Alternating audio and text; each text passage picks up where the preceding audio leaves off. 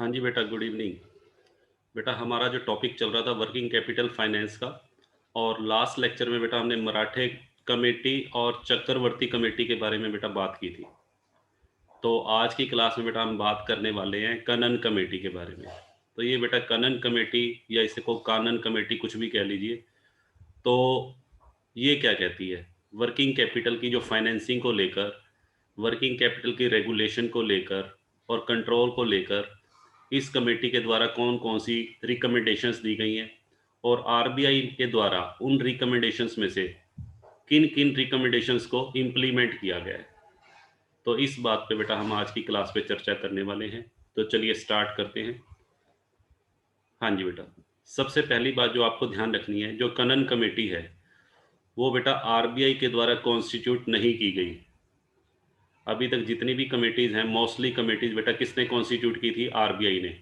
But Kanan committee जो है, वो बेटा इंडियन बैंकिंग एसोसिएशन के द्वारा कॉन्स्टिट्यूट की गई थी।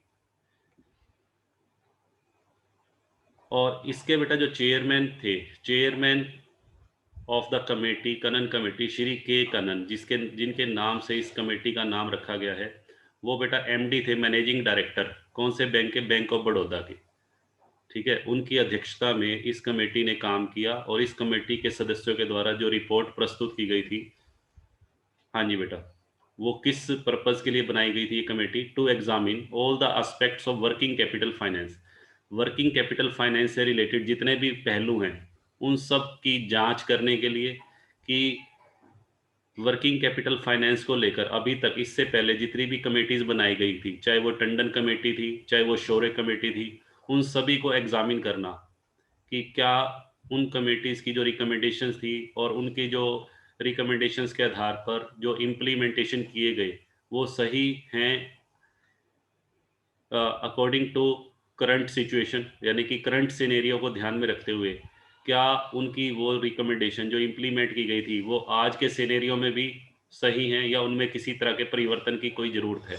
तो उसको बेटा एग्जामिन इस कमेटी के द्वारा किया गया।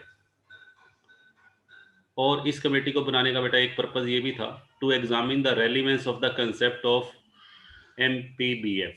हाँ जी बेटा, मैक्सिमम परमिसिबल बैंक फाइनेंस का कंसेप्ट जो टंडन कमेटी ने इंट्रोड्यूस किया था, क्या वो कंसेप्ट आज की डेट में भी, करंट सिनेरियो में भी फिट बैठता है? क्या आज के दिन भी बैंकों को उस कंसेप्ट को यूज़ करना चाहिए वर्किंग कैपिटल फाइनेंस डिसाइड करते समय? तो उसके ऊपर भी बेटा कनन कमेटी ने अपने कुछ विचार रखे हैं, जिनकी हम आगे बात करने वाले हैं। और इसके अलावा कनन कमेटी को बेटा एक काम और सौंपा गया था। वो क्या सौंपा गया? To suggest the alternative methods of lending. भाई, जो लैंडिंग के जो मेथड हैं, वो और क्या हो सकते हैं एमपीबीएफ के अलावा? तो वो मेथड्स भी इसको सजेस्ट करने के लिए बेटा बोला गया। तो देखते हैं उनने क्या क्या सुझाव दिए हैं। इस कमेटी ने बेटा जो अपनी रिपोर्ट 25 फरवरी 1997 को बेटा प्रस्तुत की थी, और देखते हैं उसकी रिकमेंडेशंस क्या-क्या थी। उस रिपोर्ट में के अंदर कौन-कौन से सुझाव दिए गए। तो सबसे पहली रिकमेंडेशन तो बेटा ये थी कि बैंक्स को फ्रीडम देनी चाहिए, क्योंकि अब लिबरलाइजेशन का टाइम है। ठीक है? हमने एलपीजी पढ़ा, लिबरलाइजेशन, प्राइवेटाइजेशन, ग्लोबलाइजेशन। तो ये ग्लोबलाइजेशन का ज़माना है, लिबरलाइजेशन का ज़माना है। तो कनन कमेटी क्या कहती है कि बैंक्स को फ्रीडम दे देनी चाहिए। अभी तक तो वर्किंग कैपिटल फाइनेंस के लिए बैंक्स को आरबीआई की इंस्ट्रक्शंस को फॉलो करना पड़ता था। तो आरबीआई का जो इंटरफेरेंस है, आरबीआई की जो दखल अंदाजी है, उसको रिमूव कर देना चाहिए। ऐसा कनन कमेटी का कहना है। उससे क्या होगा, उसका बेनिफिट क्या होगा? बैंक्स को फ्रीडम देंगे, तो बैंकों का बेटा जो जो डिलीवरी सिस्टम है, क्रेडिट डिलीवरी या लोन की डिलीवरी देने का जो सिस्टम है, वो बेटा फास्ट हो जाएगा। और उससे जो बोरोवर्स की नीड्स हैं, या कंपनी की जो वर्किंग कैपिटल की नीड्स हैं, वो टाइम पर फाइनेंस हो पाएंगी। ठीक है? तो सबसे पहला सुझाव तो ये दिया गया। ये recommendation I think Chakravarty committee में भी बेटा थी। चलिए, दूसरी रिकमेंडेशन क्या थी कनन कमेटी की?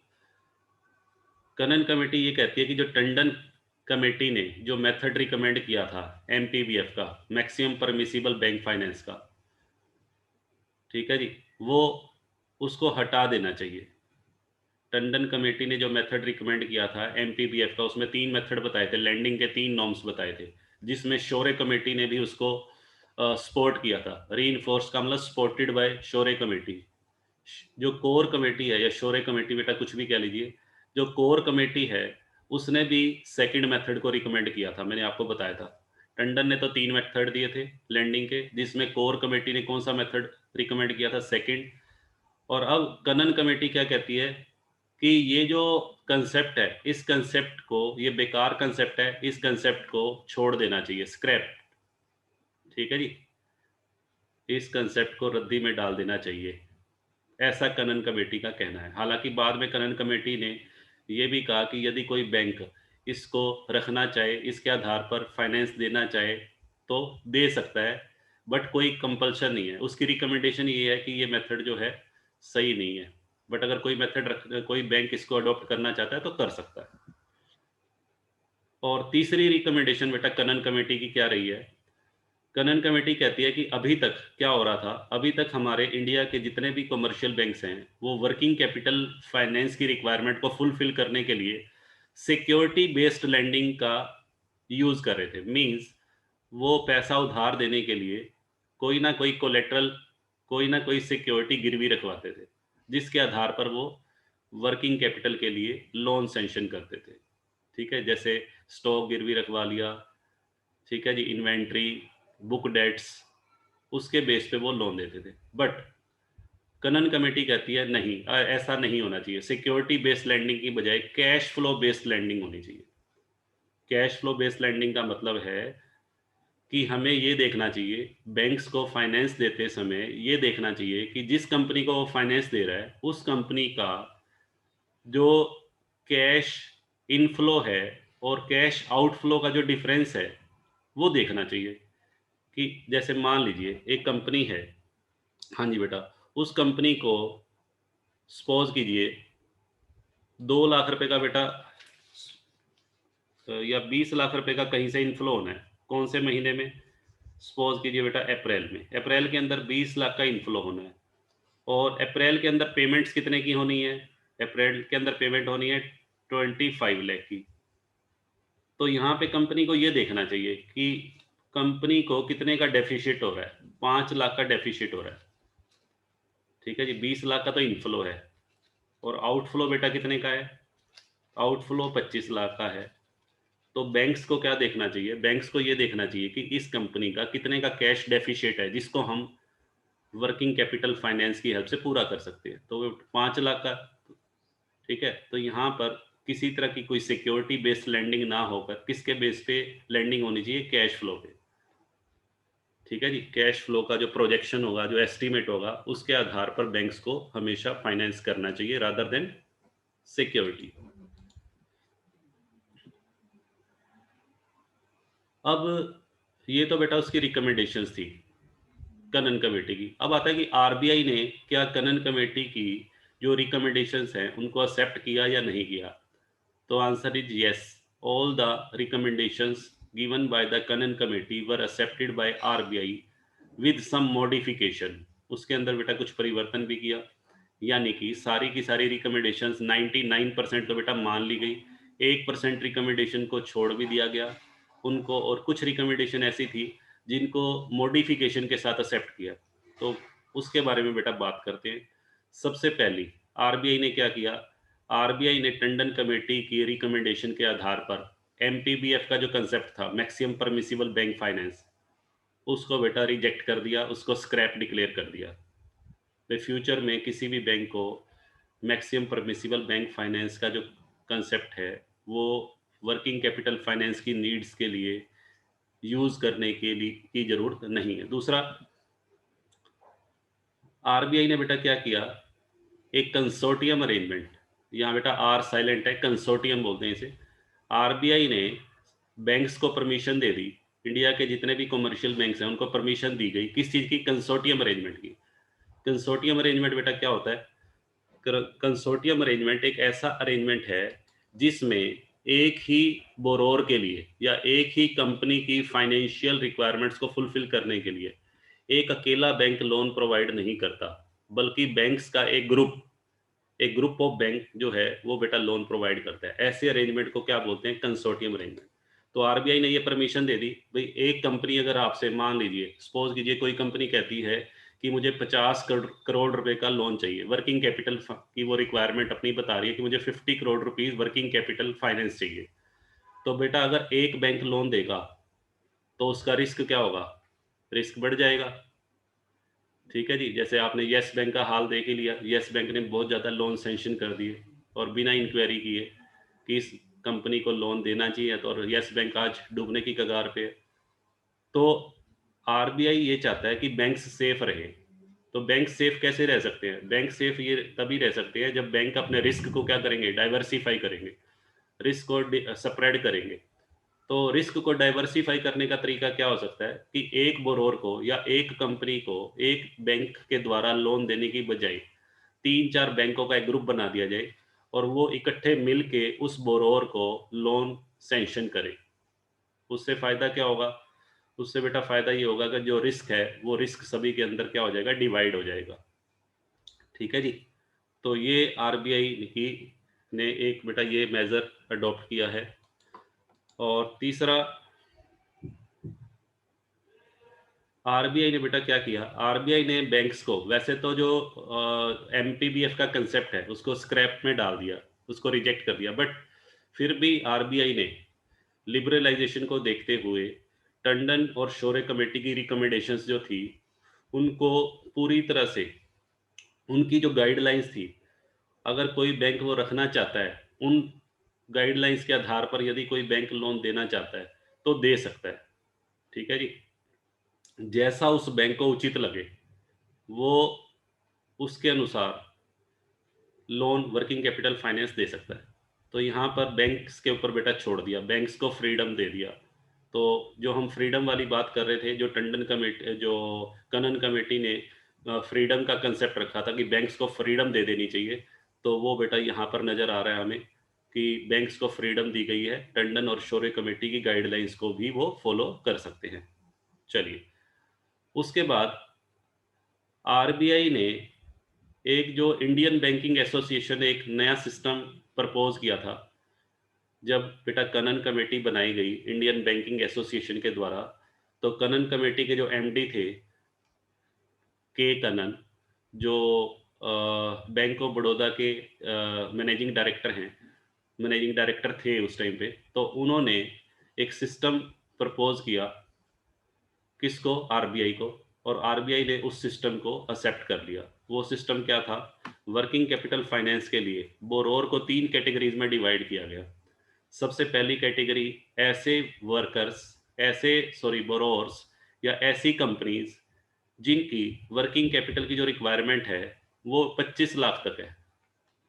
ठीक है जी? 25 लाख रुपए या 25 लाख रुपए से कम की अगर रिक्वायरमेंट है, तो उस केस में बैंक को क्या करना चाहिए? उस बोरोवर के साथ या उस कंपनी के साथ या उस फर्म के साथ डिटेल डिस्कशन करना चाहिए।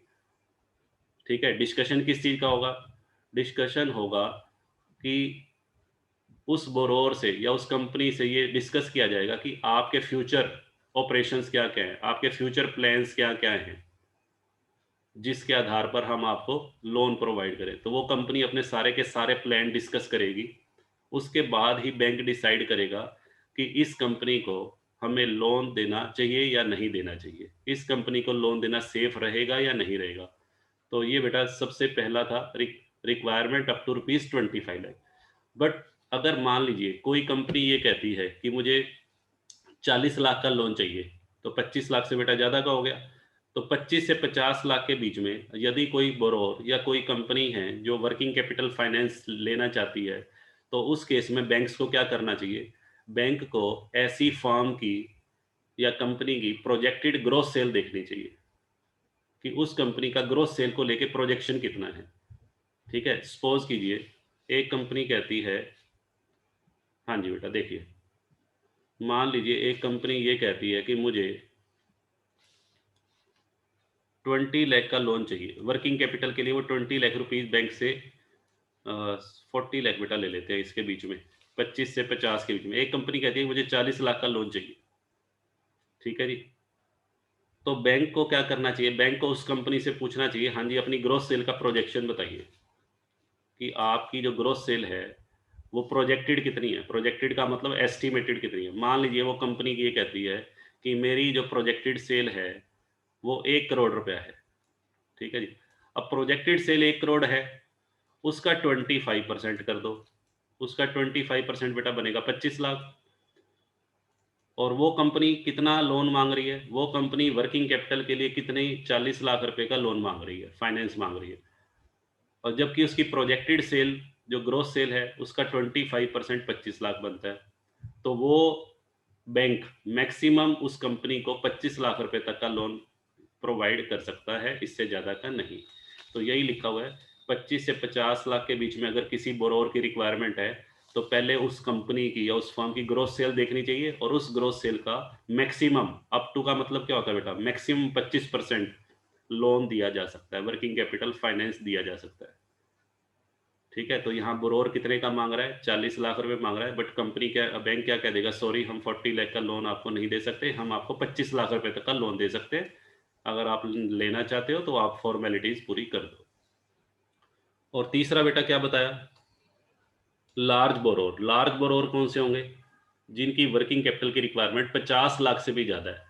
तो ऐसे बोरोवर के लिए आरबीआई क्या कहता है, ऐसे बोरोवर को लोन देने के लिए बैंक्स को क्या करना चाहिए, उसके लिए बैंक को कैश बजट सिस्टम के बेस पे लोन प्रोवाइड करना चाहिए। वहाँ पर कैश बजट सिस्टम का मतलब बैंक क्या कहेगा, बैंक उस कंपनी को कहेगा कि आप अपने फ्यूचर के कैश इनफ्लोज और कैश आउटफ्लोज की रिपोर्ट मेरे पास लेकर आओ, ठीक है। वो बेटा मंथली भी मांगी जा सकती है, क्वार्टरली भी। उस रिपोर्ट के बेस पे बैंक इस बात की जजमेंट करेगा कि इस कंपनी की कौन से महीने में या कौन से क्वार्टर में कैश का डेफिशिएट है और किस महीने में कैश का सरप्लस आ रहा है, ठीक है। तो उसके बेस पे बैंक डिसाइड करेगा कि इस कंपनी को हमें कितना वर्किंग कैपिटल फाइनेंस प्रोवाइड करना चाहिए।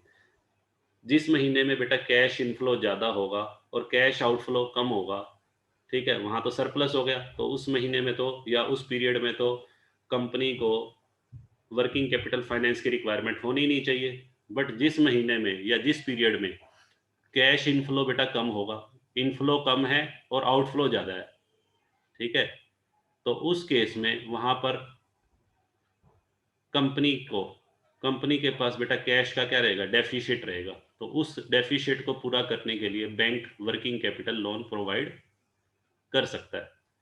तो इस तरीके से लार्ज बोरोवर के केस में कौन सा सिस्टम यूज किया जाएगा, cash budget system, which is based on cash inflows and cash outflows. तो ये बेटा हमारी कनन कमेटी की जो रिकमेंडेशंस थी। इसके अलावा एक और भी था बेटा, जो क्रेडिट मॉनिटरिंग सिस्टम था। चक्रवर्ती कमेटी ने एक रिकमेंडेशन दिया था कि जितने भी बैंक्स हैं उन सबको अपनी रिपोर्टिंग करनी पड़ेगी आरबीआई के पास। और बैंक्स जो आरबीआई के पास रिपोर्टिंग करते हैं उसके लिए जो क्रेडिट मॉनिटरिंग सिस्टम जो किसने इंट्रोड्यूस किया था, चक्रवर्ती कमेटी ने। हालांकि चक्रवर्ती कमेटी ने तो उसका नाम क्रेडिट मॉनिटरिंग सिस्टम रखा था, बट आरबीआई ने उसको रखा था क्रेडिट मॉनिटरिंग अरेंजमेंट। तो वो सिस्टम आरबीआई कहता है एज इट इज कंटिन्यू रहेगा। यानी कि आरबीआई बैंक्स को ये कहता है भाई जो रिपोर्टिंग थी ना, जैसे जिस तरीके से आप मुझे पहले रिपोर्टिंग भेजते थे वैसे ही रिपोर्टिंग आपने अभी भी मेरे पास भेजनी है। चलिए,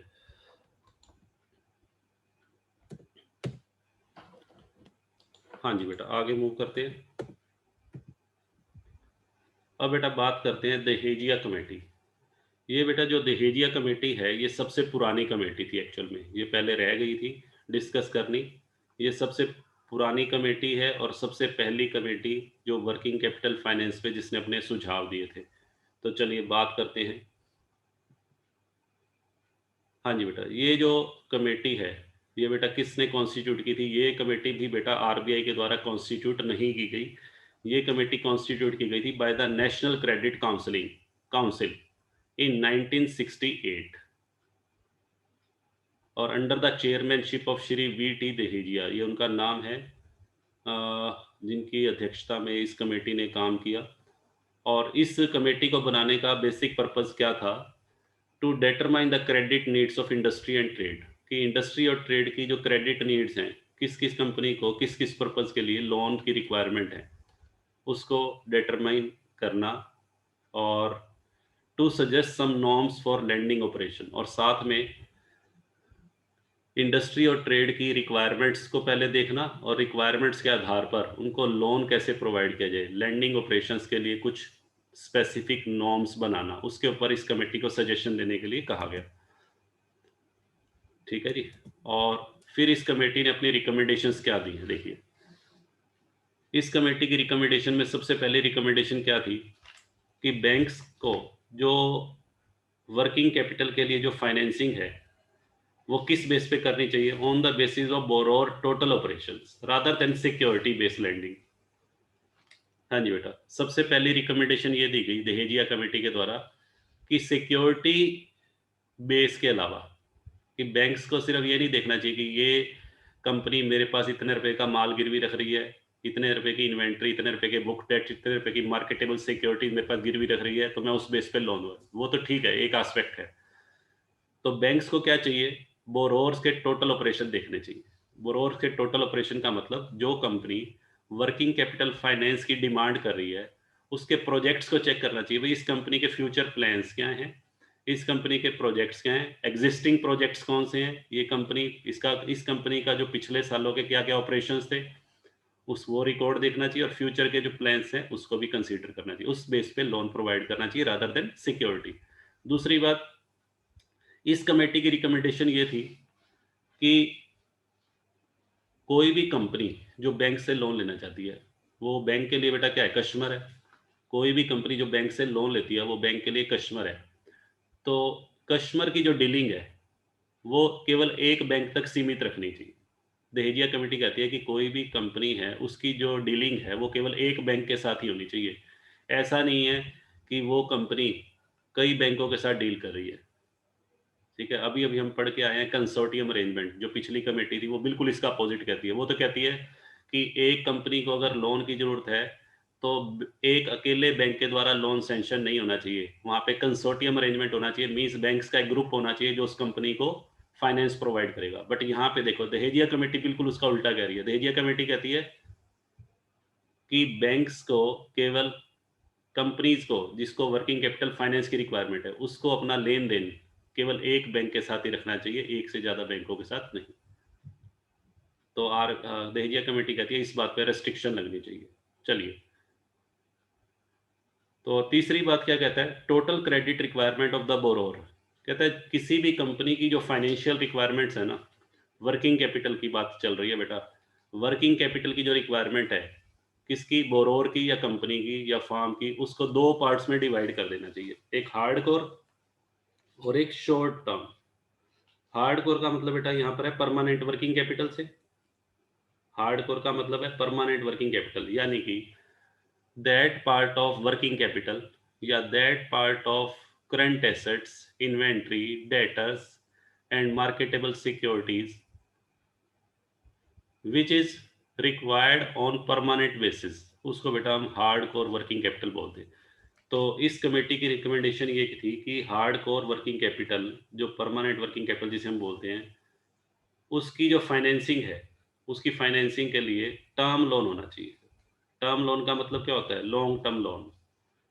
हाँ जी बेटा, ये कमेटी कहती है कि टर्म लोन या लॉन्ग टर्म लोन के माध्यम से हार्ड कोर जो अमाउंट है वर्किंग कैपिटल का, उसका अरेंजमेंट होना चाहिए।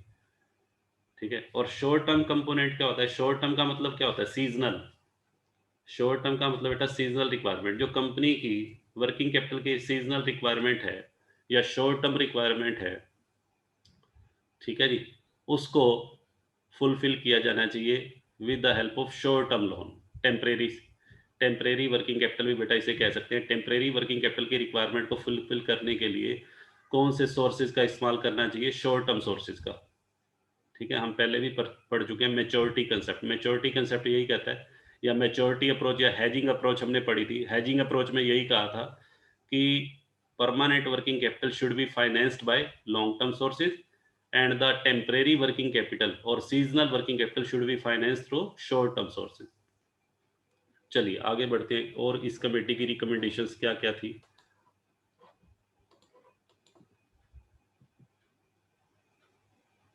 हाँ जी बेटा, देखिए अब क्या कहता है। हार्ड कोर का मीनिंग बेटा इन्होंने वही बताया जो मैंने अभी आपको बताया। हार्ड कोर का मतलब मिनिमम लेवल ऑफ इन्वेंट्री जो रखना चाहिए, और इसके लिए टर्म लोन लेना पड़ेगा। टर्म लोन की हेल्प से इस रिक्वायरमेंट को फुलफिल किया जाना चाहिए, और सब्जेक्ट टू रीपेमेंट शेड्यूल, और उसका प्रॉपर एक रीपेमेंट शेड्यूल भी होना चाहिए। ऐसा नहीं कि बैंक ने टर्म लोन दे दिया और रीपेमेंट का शेड्यूल बनाना ही भूल गया, नहीं।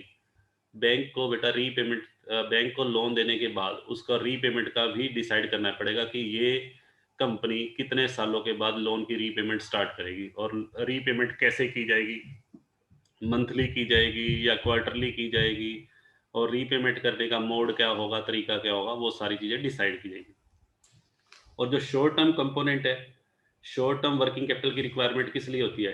टेम्परेरी इंक्रीज इन इन्वेंट्री, या कोई टैक्स बेटा सारा साल नहीं पे करने होते, किसी एक पर्टिकुलर मंथ में टैक्सेस की बात आती है, तो इसीलिए वो उसको भी शॉर्ट टर्म में डाला हुआ। डिविडेंड, डिविडेंड भी बेटा कंपनी सारा साल पे नहीं करती, किसी एक स्पेसिफिक मंथ में डिविडेंड पे करने के लिए कैश की रिक्वायरमेंट हो सकती है, तो ये भी शॉर्ट टर्म। और ऐसे ही बेटा बोनस, अगर इम्प्लॉइज़ को बोनस देना हो तो बोनस बेटा सारा साल नहीं दिया जाता। सारा साल तो क्या दी जाती है, सैलरी वेजेस, बट बोनस जो है वो किसी स्पेसिफिक मंथ में या किसी स्पेसिफिक पीरियड में दिया जाता है, इसीलिए इसको कौन सा कंपोनेंट बोला गया, शॉर्ट टर्म। तो शॉर्ट टर्म कंपोनेंट का बेटा दूसरा नाम क्या, फ्लक्चुएटिंग पार्ट। ठीक है, इसके लिए short term financing, short term finance provide किया जाना चाहिए। और सबसे लास्ट में दहेजिया कमेटी क्या कहती है कि इन्वेंट्री के जो नॉर्म्स हैं, इन्वेंट्री के लेवल, आपने बेटा कॉस्ट अकाउंटिंग में पढ़ा हुआ है, इन्वेंट्री के बहुत सारे लेवल डिसाइड करने होते हैं। Minimum level, maximum level, reorder level, ठीक है जी, डेंजर लेवल, ये सब आपने बेटा पढ़े हुए हैं।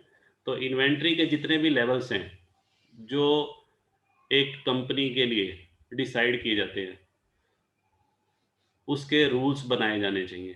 भाई किस कंपनी के लिए से किस कंपनी के लिए या किस फर्म के लिए मिनिमम लेवल कितना होना चाहिए, मैक्सिमम कितना होना चाहिए, रीऑर्डर कितना होना चाहिए, डेंजर लेवल, अलग अलग इंडस्ट्रीज के लिए अलग अलग होने चाहिए। ठीक है ना। तो अब जैसे मान लीजिए कोई गारमेंट्स इंडस्ट्री है, गारमेंट इंडस्ट्री के लिए लेवल अलग होने चाहिए। गोल्ड इंडस्ट्री है, गोल्ड इंडस्ट्री के लिए अलग होने चाहिए मिनिमम मैक्सिमम लेवल। तो इसके ऊपर वर्कआउट होना चाहिए, और ये वर्कआउट किसके द्वारा किया जाना चाहिए, चैम्बर्स ऑफ इंडस्ट्री और by the Indian banking association. ठीक है जी, चैम्बर ऑफ इंडस्ट्री और इंडियन बैंकिंग एसोसिएशन दोनों को मिलकर ये अपने सुझाव देने चाहिए कि इन्वेंट्री का मिनिमम मैक्सिमम लेवल कैसे फिक्स किया जाए। हालांकि इनके फॉर्मूले ऑलरेडी बने हुए हैं, कॉस्ट अकाउंटिंग में बेटा आपने पढ़े हैं, बट फिर भी उनको रिव्यू किया जाना चाहिए, और जहां पर परिवर्तन हो वहां परिवर्तन भी किया जाना चाहिए। तो ये बेटा रिकमेंडेशंस थी दहेजिया कमेटी की।